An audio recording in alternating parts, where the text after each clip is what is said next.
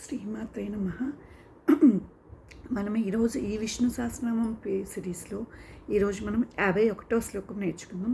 ఎటువంటి ఉచ్చారణ దోషం లేకుండా నేర్చుకుంటే మనకి ఆ విష్ణు సహస్రనామం చదివిన ఫలితం కలుగుతుంది. కాబట్టి మనం 10 సార్లు 20 సార్లు నేర్చుకొని దాన్ని శ్లోకాన్ని చదివితే దాని యొక్క శక్తి ఫలితం కలుగుతుంది.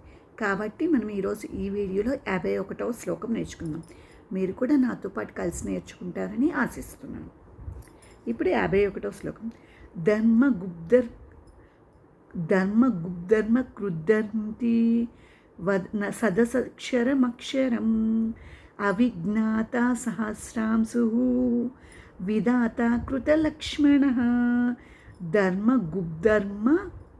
కృద్ధర్మి సత్సమక్షరం అవిజ్ఞాత సహస్రాంశు విధాత కృతలక్ష్మణ ధర్మ కృద్ధిర్మి సత్సమక్షరం అవిజ్ఞాత సహస్రాంశు విధాత కృతలక్ష్మణ ధర్మ కృద్ధర్మి సత్సమక్షరం అవిజ్ఞాత సహస్రాంశు విధాత కృతలక్ష్మణ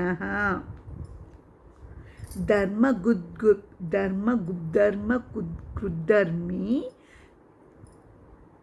సత్సక్షరమక్షరం అవిజ్ఞాత సహస్రాంశు విధాత కృతలక్ష్మణ ధర్మ కృద్ధర్మి సత్సమక్షరం అవిజ్ఞాత సహస్రాంశు విధాత కృతలక్ష్మణ ధర్మ కృద్ధర్మి సదసక్షరమక్షరం అవిజ్ఞాత సహస్రాంశు విధాత కృతలక్ష్మణ ధర్మ కృద్ధర్మి సదసక్షరమక్షరం అవిజ్ఞాత సహస్రాంశు విధాత కృతలక్ష్మణ ధర్మ కృద్ధర్మి సత్సక్షరమక్షరం అవిజ్ఞాత సహస్రాంశు విధాత కృతలక్ష్మణ ధర్మ కృద్ధర్మి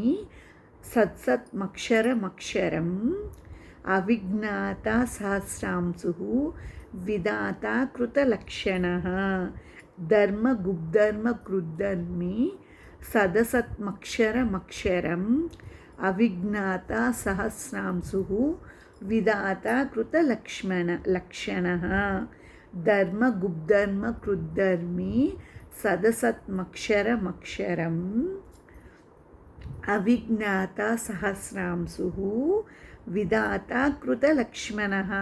ఈరోజు మనం ఈ వీడియోలో 51వ శ్లోకం ఎటువంటి తప్పులు లేకుండా చదవడం నేర్చుకున్నాం. తర్వాత శ్లోకంతో తర్వాత వీడియోలో కలుద్దాం.